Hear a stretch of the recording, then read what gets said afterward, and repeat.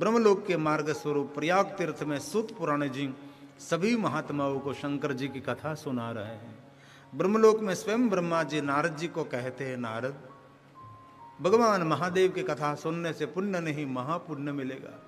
हे नारद, भगवान महादेव की कथा सुनने से भाग्य नहीं महाभाग्य खुलता है। नारद, आपका बहुत भाग्य है। किस शब्दों में नारद जी आपके भाग्य की सराहना करूं। भगवान विष्णु जी ने आपको कहा और आप नारद ब्रह्मलोक में चले आए। और हे नारद, आप भगवान महादेव की कथा सुनते हैं। हे नारद, शंकर जी की कथा जो सुनते हो शिव तुल्य है और प्रणम्य है, तीर्थ तुल्य है। नारद, मैं आपको भगवान महादेव की कथा कहूं। महर्षि भगवान वेद व्यास रचित शिव महापुराण अंतर्गत अद्भुत अलौकिक भगवान शंकर जी की कथा कही है और ज्यादातर भगवान दर्शन पूजन अर्चन विधि विधान से भरा हुआ ग्रंथ है। सुंदर सुंदर दिव्य दिव्य कथा शिव महापुराण में है। स्वयंभू महादेव की कथा अद्भुत अलौकिक है। स्थापित लिंग तो गांव गांव शहर शहर में है। ब्राह्मणों के द्वारा, साधु संतों के द्वारा, महापुरुषों के द्वारा, सत्य नारियों के द्वारा, शिव भक्तों के द्वारा जो शिवलिंग की स्थापना करते उसको स्थापित शिवलिंग कहा गया है। और एक बात याद रखने जैसी है, स्थापित शिवलिंग की पूजा सामने बैठकर नहीं हो सकती। प्रतिष्ठित लिंग है, उनकी पूजा दक्षिण दिशा में बैठकर उत्तर दिशा तरफ दृष्टि रखकर, ये स्थापित शिवलिंग की पूजा की महिमा है। दिशा भेद आपके समझ में ना आवे तो जिस तरफ जलधारी बहते उसके विरुद्ध दिशा में बैठकर शंकर जी की पूजा कर सकते हैं। और एक बात, भगवान शिव जी को सामने से कभी दंडवत प्रणाम नहीं करें। हमेशा दक्षिण दिशा से उत्तर दिशा की ओर भगवान महादेव को दंडवत प्रणाम करें। ये दक्षिण भारत की परंपरा है, उसकी प्रचलित परंपरा है। वहाँ जो भगवान शंकर जी को दंडवत किया जाता है वो सामने से दंडवत नहीं करते, बाजू में से दंडवत करते हैं। ऐसे एक महिमा है। स्वयंभू शिवलिंग की पूजा कोई भी दिशा में बैठकर कर सकते क्योंकि वो स्वयंभू है। और उपलिंग की पूजा भी कोई भी दिशा में बैठकर कर सकते हैं। और ज्योतिर्लिंग की पूजा कोई भी दिशा में बैठकर कर सकते हैं। ज्योतिर्लिंग के दर्शन मात्र से पूजा का फल मिलता है। कभी भी कोई भी ज्योतिर्लिंग में आप यात्रा करो तो ज्योतिर्लिंग में पूजा करने का आपको अवसर न मिले तो स्पष्ट कहा भगवान व्यास जी ने, दर्शन मात्र न पूजा का फल मिलता है। भगवान ज्योतिर्लिंग का दर्शन कर लो, आपको शिव पूजा का फल मिलता है। ये ज्योतिर्लिंग की अलग सी महिमा है। अद्भुत अलौकिक महिमा ज्योतिर्लिंगों की महिमा है। हमारे भारत देश में 12 ज्योतिर्लिंग हैं, उनकी बहुत महिमा है। मैंने सोमनाथ महादेव की कथा आपको कही, मैंने आपको मल्लिकार्जुन महादेव की दिव्य कथा कही। अब मैं तीसरे ज्योतिर्लिंग महाकालेश्वर महादेव की कथा आपके समक्ष कहने का प्रयास करता हूं। इससे पहले हम 12 ज्योतिर्लिंग को प्रणाम करेंगे, क्योंकि 12 ज्योतिर्लिंग को याद करने से मानव मात्र, जीव मात्र का मंगल और कल्याण होता है। बहुत सारे शिव भक्त को मैंने देखा है कंठस्थ रखते हैं, सुबह में बोलते हैं, दोपहर बोलते हैं, शाम को बोलते हैं और कभी भी बोलते ही रहते हैं। बोलना चाहिए। ये 12 ज्योतिर्लिंग की वंदना है। 12 ज्योतिर्लिंग की यात्रा का फल 12 ज्योतिर्लिंग के नाम लेने मात्र से मिलती है। तो जिस शिव भक्त को कंठस्थ है 12 ज्योतिर्लिंग के नाम, उसका बहुत मैं आदर करता हूँ। और जो अब कथा सुनकर 12 ज्योतिर्लिंग के नाम कंठस्थ कर लेंगे उसका भी मैं बहुत आदर करता हूँ। अभी जो सुन रहे उनको भी प्रणाम करता हूँ। आइए प्रथम ज्योतिर्लिंग से प्रारंभ करें। सौराष्ट्रे सोमनाथं च श्रीशैले मल्लिकार्जुनम्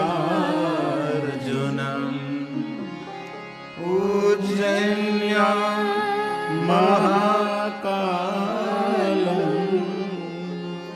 ओंकारं ममलेश्वरम् परल्यां वैद्यनाथं च डाकिन्यां भीमशङ्करम्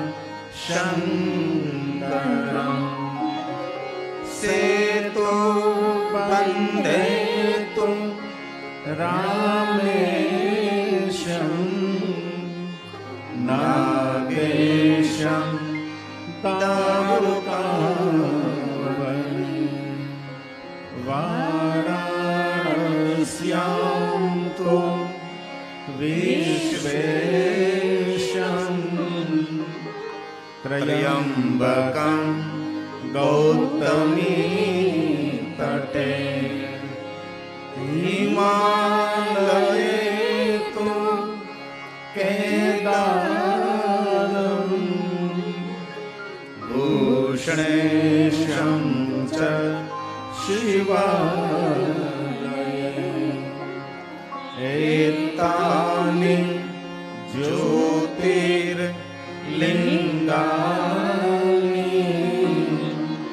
सायं प्रातः पठे नरः सप्त जन्म कृतं पापं स्मरणेन विनश्यति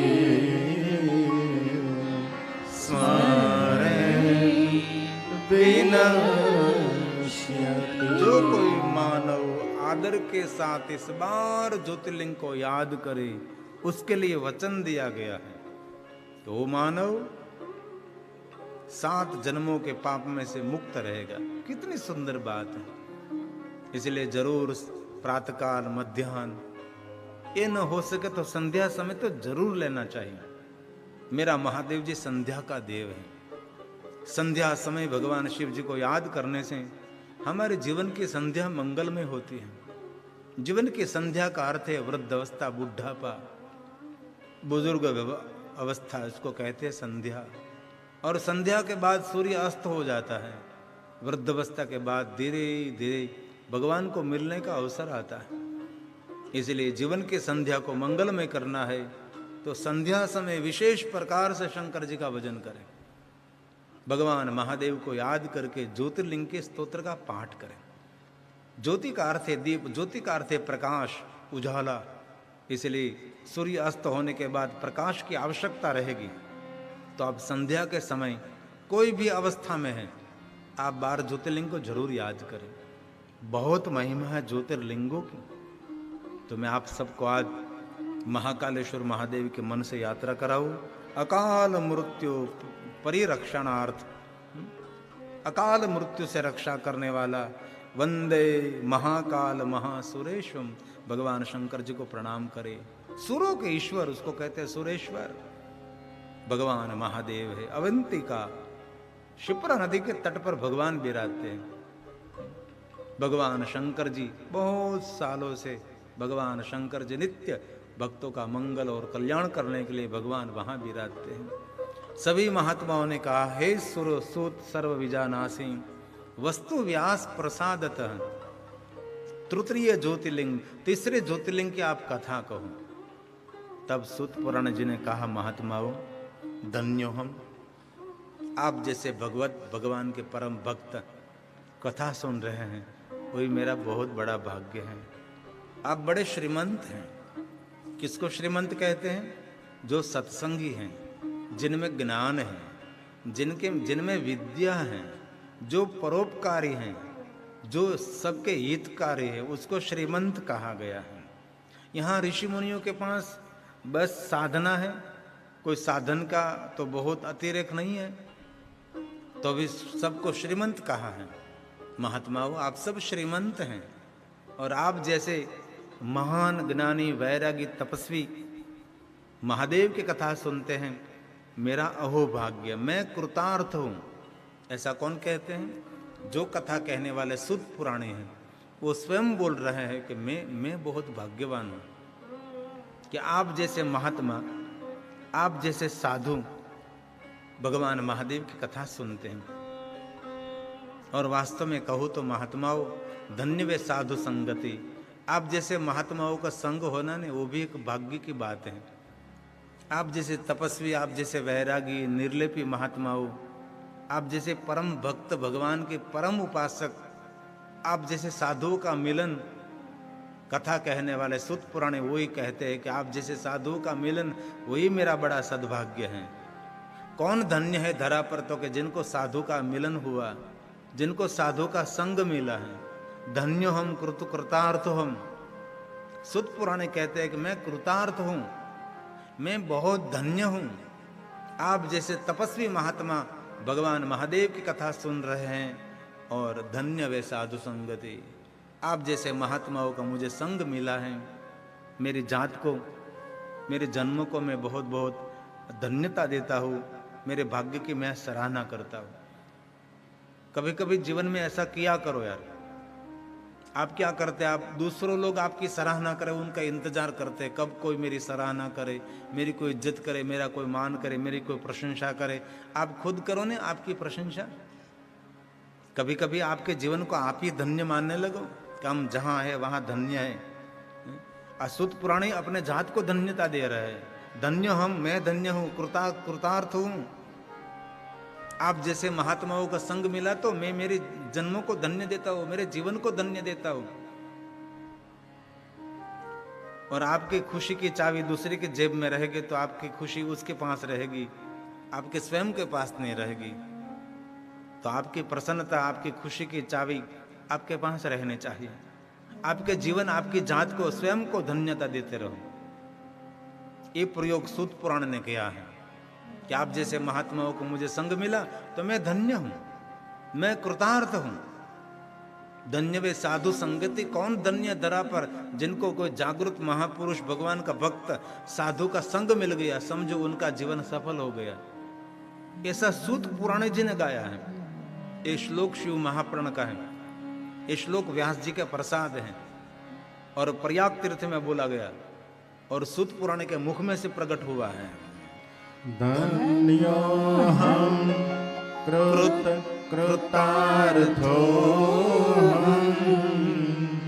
श्रीमतां भवतां यदि गतश्च संगं विप्र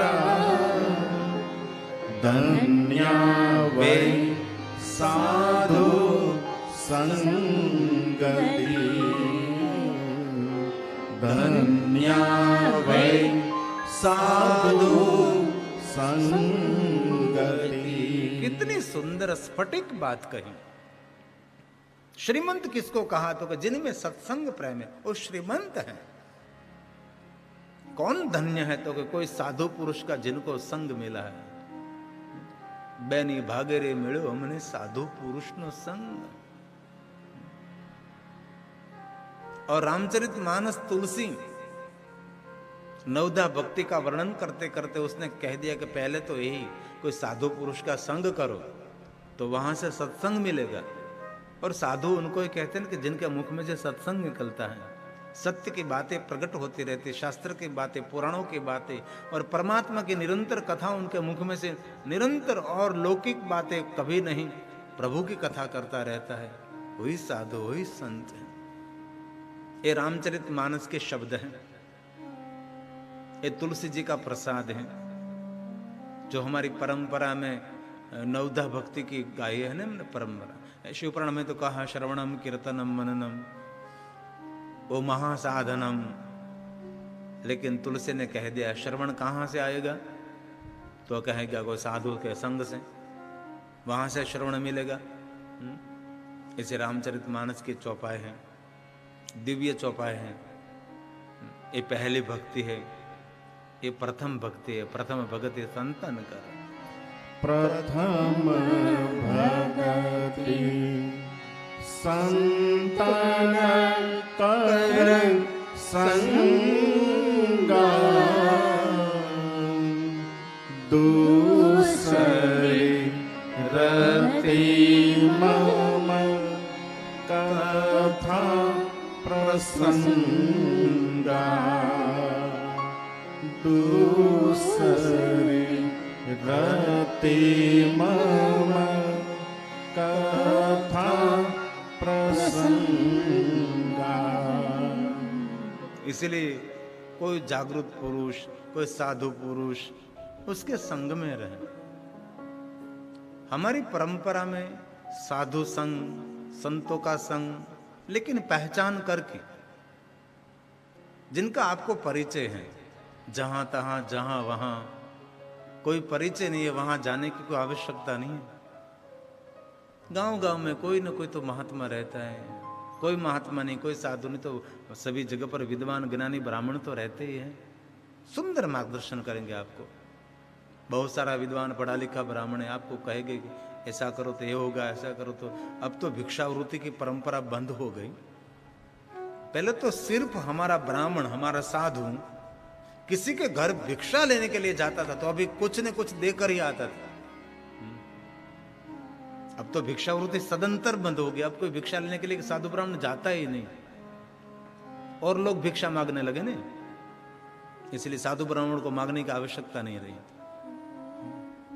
पहले तो मेरे साथ सुबह सुबह में ब्राह्मण जाता था, दया प्रभु की, और बाद में वैष्णव साधु जाते थे, रामानंदी साधु जाते थे। हम तो अतीत महाराज 5 बजे जाते हैं, क्योंकि हम आराम से जाते हैं शाम के समय। सुबह में पहला ब्राह्मण, बाद में वैष्णव साधु, रामानंदी और वैष्णव महात्मा ये जाते हैं। दया प्रभु ने बुरो हरि भजो, क्या कहते हैं आप? भजो राम, भजो राम, भजो राम। वैष्णव साधु कहते हैं भजो राम। रामानंदी भी लगभग यही बोलते हैं ना, भजो राम। हम 5 बजे जाते हैं भिक्षावृत्ति करने के लिए, तो हम क्या कहते हैं? आलेख, हाथ में लाकड़ी रखते हैं, आलोक में नहीं दिया तो लाकड़ी पड़ेगी। बाकी कोई भिक्षावृत्ति करने के लिए लाकड़ी लेकर नहीं, डंडा लेकर नहीं जाते। एक अतीत महाराज ऐसे होते हैं, वो डंडा लेकर जाते हैं। और सुबह में जो भिक्षावृत्ति करने के लिए आते हैं, सब थैली लेकर आते हैं, झोली लेकर आते हैं कपड़े की। ब्राह्मण, वैष्णव, रामानंदी ये सब झोली रखते हैं अथवा कपड़े की थैली रखते हैं। अतीत महाराज जब भिक्षावृत्ति करने के लिए जाएंगे तो कहाँ खप्पर रखेगा अथवा बोगड़ा रखेगा, हाथ में सुंदर एक बोगड़ा रखेगा, इसमें भिक्षावृत्ति पात्र में भिक्षा लेंगे और बोलेंगे आलेख। और इसकी छबद गेट से शुरू होती उसके द्वार तक इतनी लंबी होती है, और 3 बार बोलते। 3 बार में जो भिक्षा नहीं दी तो ये घर छोड़कर चले जाते हैं। और भिक्षा लेके जाते तो भी कह देते हैं कि बहन जी कल सोमवार है, कल का सोमवार भगवान शिव जी का दर्शन, एक समय भोजन।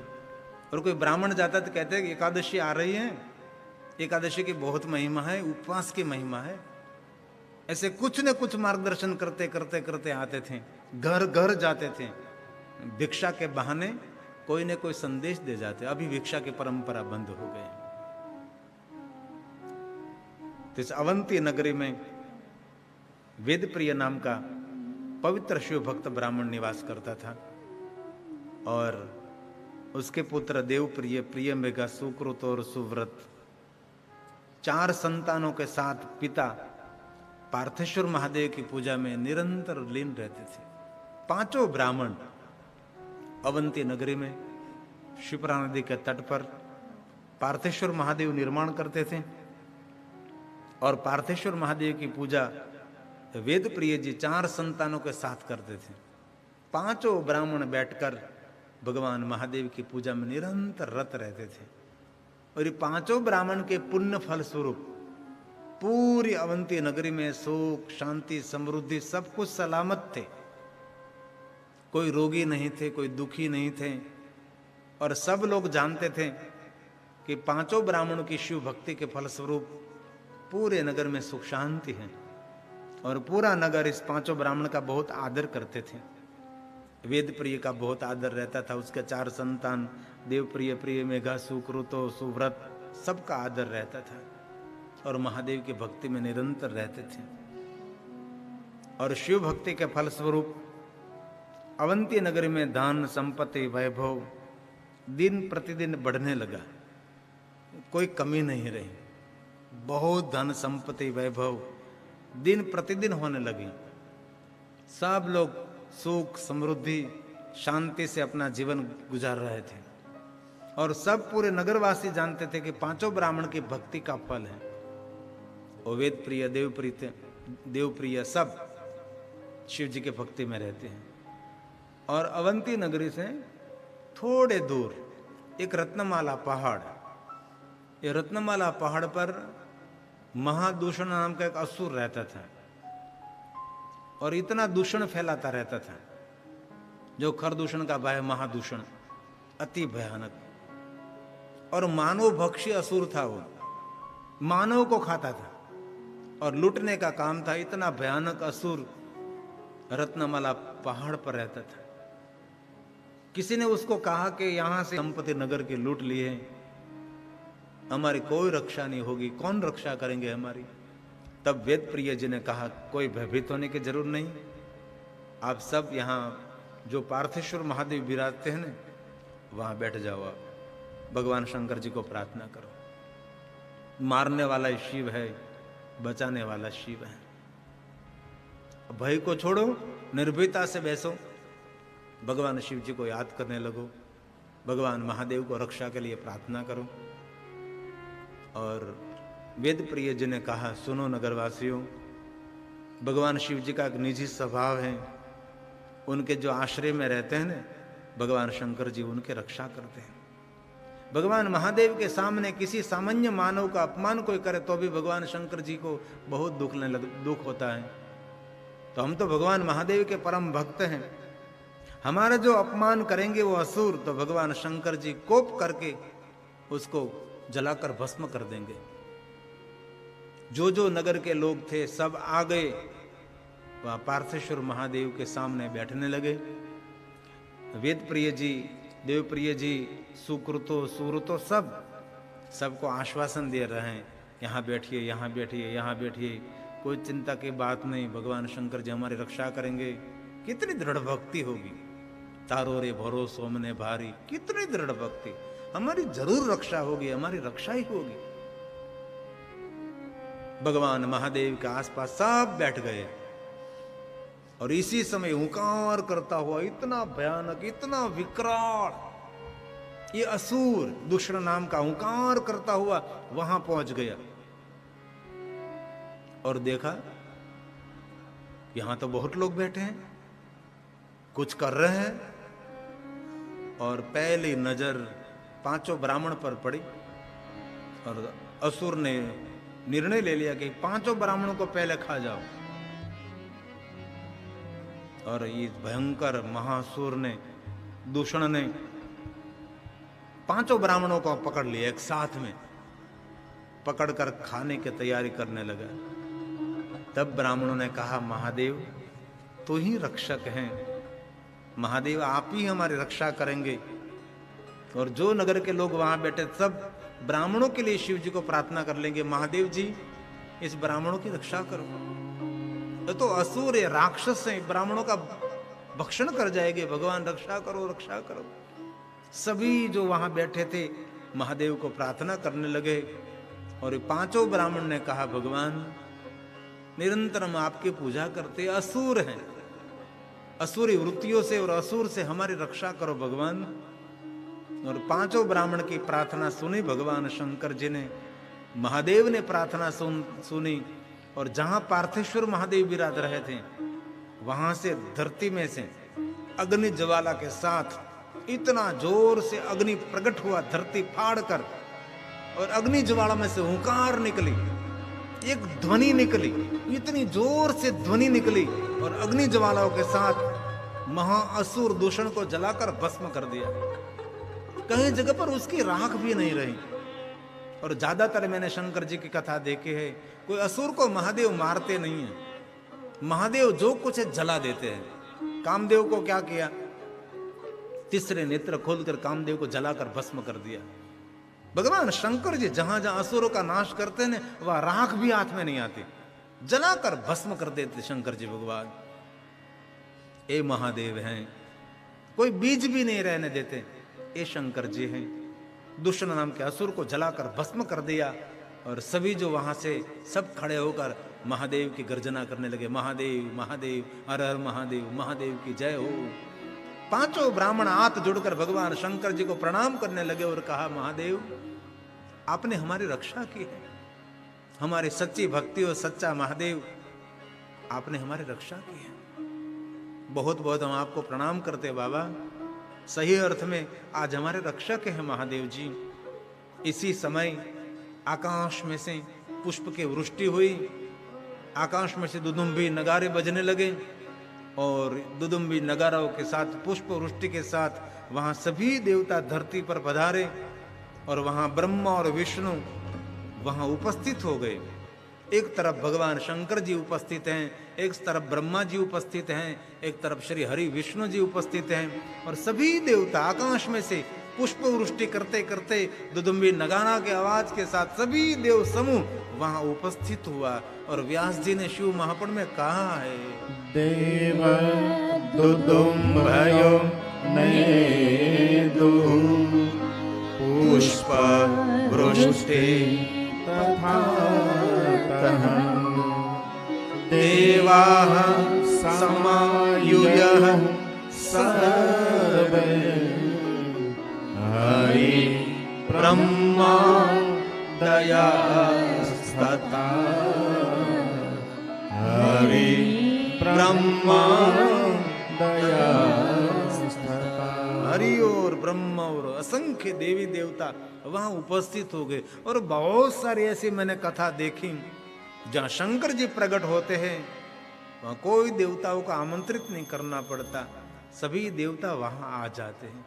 स्वयं वो भगवान शिव जहां उपस्थित हो, आप ही आप, सभी देवता वहां जाते हैं। और भगवान शंकर जी ब्राह्मणों के मंगल के लिए, अवंती नगरी का मंगल करने के लिए स्वयं शंकर भगवान अग्नि ज्वालाओं के साथ भगवान महादेव जी ध्वनि मात्र से असुर का संहार किया और शंकर जी वहां प्रकट गए। ब्रह्मा ने प्रणाम किया, विष्णु जी ने प्रणाम किया, देवताओं ने प्रणाम किया और आसमान में से पुष्प की वृष्टि हुई, दुदुम्बी नगारे हुए, चारों तरफ से जय जयकार महादेव की होने लगी। शिप्रा नदी का तट है, अवंती नगरी है, दिव्य भगवान महादेव का स्वरूप है। पांचों ब्राह्मण ने कहा, महादेव आपने हमारे काल के मुख में से रक्षा की है और दूषण असुर भयंकर विकराल काल बनकर आया और काल के मुख में से आपने हमारी रक्षा की है। जो वहां काल आ ही गया था ना, अकाल मृत्यु टल गई, ये मेरा महाकाल, ये है महादेव। और पांचों ब्राह्मणों ने कहा, महादेव काल के मुख में से आपने हमारी रक्षा की ने, इसलिए हम आपकी स्तुति महाकाल नाम से करेंगे। आपको महादेव तो सब कहते, लेकिन आज हम आपको महाकाल कहेंगे। ये महाकाल शब्द ब्राह्मणों के मुख में से निकला और भगवान महादेव की सुंदर स्तुति की। आप दुष्टों को दंड करते हैं, आप सज्जनों को तार देते हैं। भगवान आपके भक्तों पर बिना कारण अकारण करुणा करने वाले भगवान शिव, आप करुणा करें। आपका नाम है करुणेश्वर महादेव। भगवान आप करुणा अवतार हैं। पांचों ब्राह्मणों ने भगवान शंकर जी की सुंदर स्तुति की देवताओं की उपस्थिति में, और भगवान व्यास जी ने लिखा है, महाकाल महादेव दुष्ट दंड कर प्रभु मुक्ति प्रयच्छ नः शंभो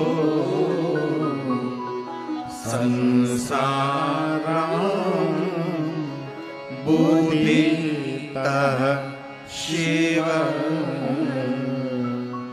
संसारं बुद्धितः शिव।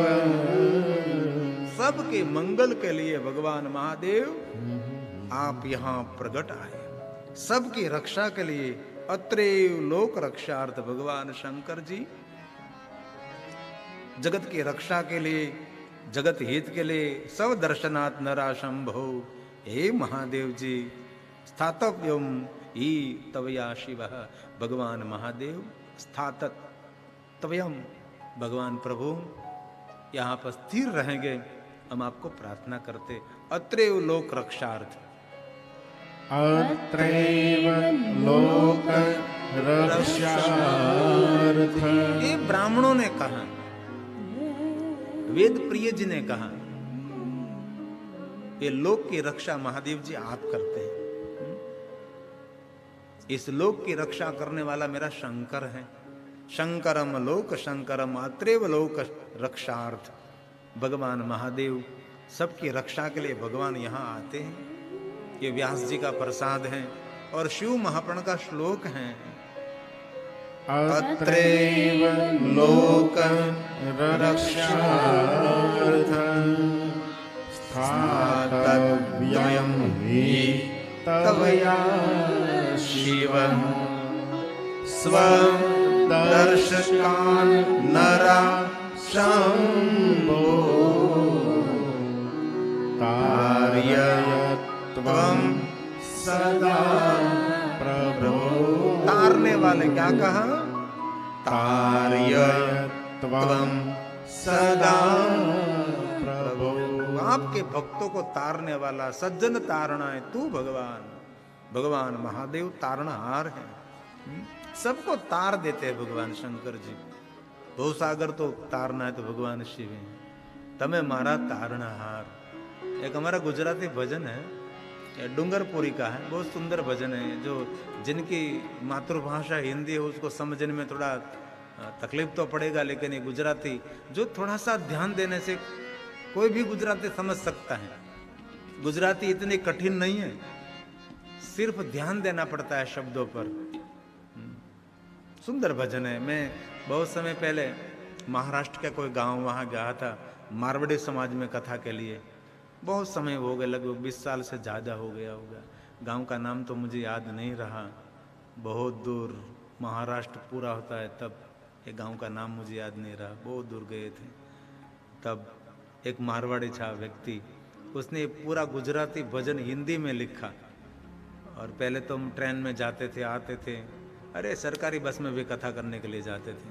तो तब वो ट्रेन स्टेशन पर छोड़ने के लिए आया तो ट्रेन स्टेशन पर एक बिछाना बिछाकर ये न कंठस्थ किया गुजराती भजन। और मुझे विदाई के समय वो भजन उसने सुनाया था मुझे। ये तो कमाल है, आप तो गुजराती बोल नहीं सकते और आप स्वयं बापू आप जब से आए तब से भजन में कंठस्थ कर रहा था। और मैंने निर्णय लिया था जब बापू कथा पूर्ण करके जाएंगे तो मैं अंत में वो सुनाऊंगा, और मैंने कंठस्थ कर लिया। वो मारवाड़ी, उनकी भाषा हिंदी, मारवाड़ी भाषा, गुजराती भजन, लेकिन वो भाव वाला भजन। डूंगरपुरी ने गाया है ना, जैसे मैं गिरी हूँ वैसे ही पूरी है डूंगरपुरी, उसका ये भजन है। बहुत सुंदर शब्दावली है। आइए मैं आपको सुनाने का प्रयास करूँगा। हे सतगुरु तमे मारा तारणहार, हरे गुरु तमे मारा तारणहार। लाज मारे राखो मेरे अर्जी रे प्रभु, तमे सांभळजो गुरु जी। हे सतगुरु तमे मारा तारणहार, हरि गुरु तमे मारा तारणहार। लाज मारे राखो मेरे अर्जी रे प्रभु, तमे सांभळजो गुरु जी।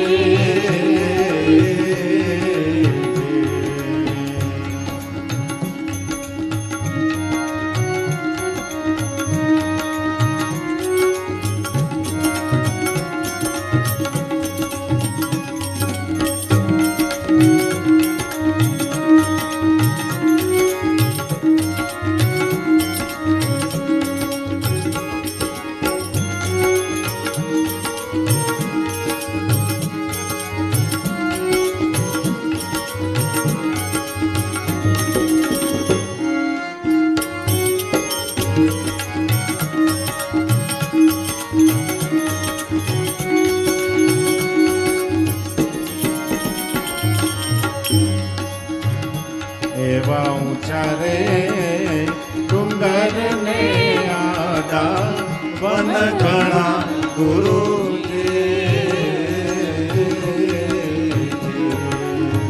એવા ઊંચા રે ડુંગર ને આડા વન ઘણા ગુરુજી।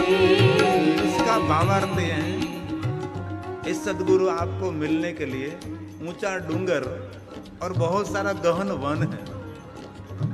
डूंगर भी बहुत बड़ा है, डूंगर मतलब पहाड़, और वन जंगल, घनघोर जंगल पहाड़, और बीच में कांटे की बाढ़ है, और उस सब को पार करके मुझे आप तक पहुंचना है। ये भावार्थ इसमें है। मैं कैसे पहुंचूं, लेकिन पहुंच जाऊंगा। एवा ऊंचा रे डूंगर ने वाला वन घना गुरु जी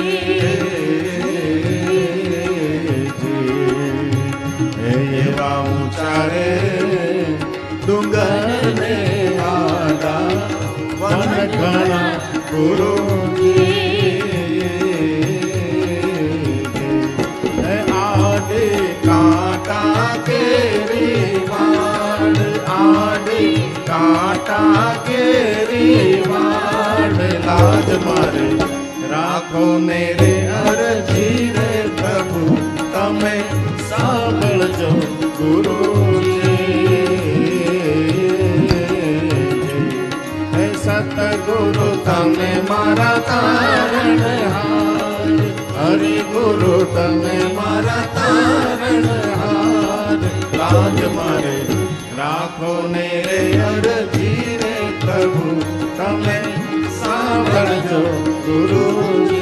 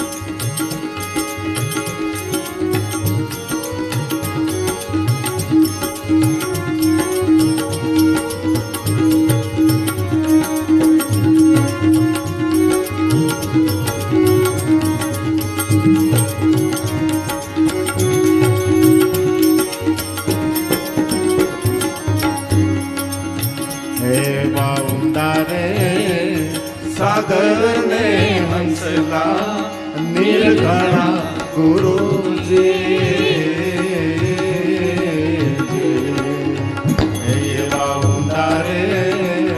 सागर ने हंसला निर्घणा गुरुजी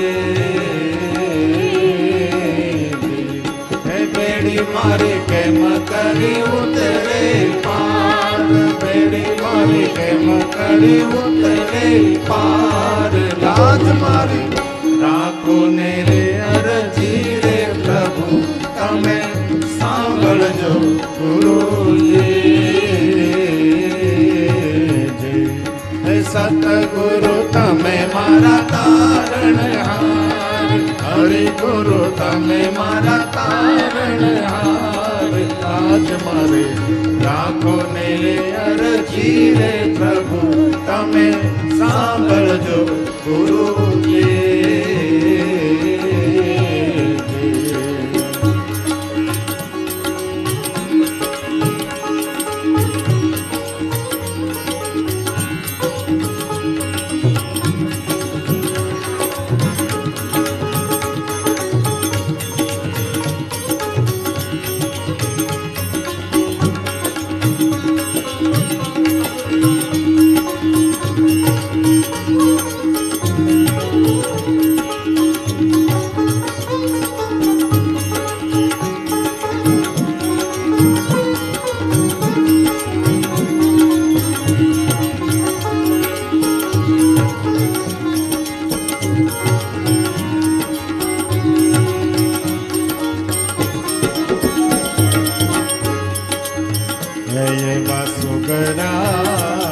मानसनो हंसला संग करो गुरुजी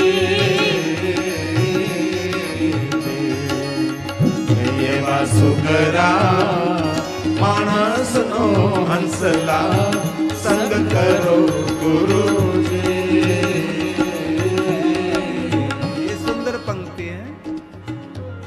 मतलब सत्संगी, परोपकारी, दूसरों का हित करने वाले, सुगरा, उसका संग करो। दूसरी पंक्ति में कहा नुगरा नक्की नर के ले जाए। जिन पर कोई गुरु नहीं है, कोई सदगुरु की छत्र छाया नहीं है, जो सत्संगी नहीं है, भगवान के साथ कुछ उसको लेना देना नहीं है, प्रभु के साथ कोई नेड़ो नहीं लगो, उसका कभी संग नहीं। सत्संग प्रेमी, प्रभु प्रेमी, परोपकारी, दयावान, ज्ञानी, विद्वान, सबका हित करने वाला, ऐसा कोई गुरुमुखी हो, उसका संग करना चाहिए। नुगरा नहीं, गुरुहीन